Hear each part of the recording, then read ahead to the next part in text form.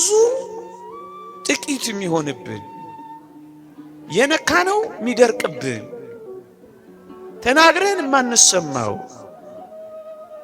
እግራችን ነክቶት የሚደርቀው እግዚአብሔር እኮ ከኛ ጋር ሳይኖር ሲቀር ነው። እግዚአብሔር ከኛ ጋር ከወጣ እግዚአብሔር ከኛ ጋር ከሄደ ግን ወገኖቼ አይተናል። በመጻሕፍት ባህሩን ተሻግረዋል፣ ኃያላንን ጥለዋል፣ ነገሥታትን አዋርደዋል፣ ብርቶችን ደካማ አድርገዋል፣ የኮሩትን አሳፍረዋል፣ የተገዳደሯቸውን ጥለዋል።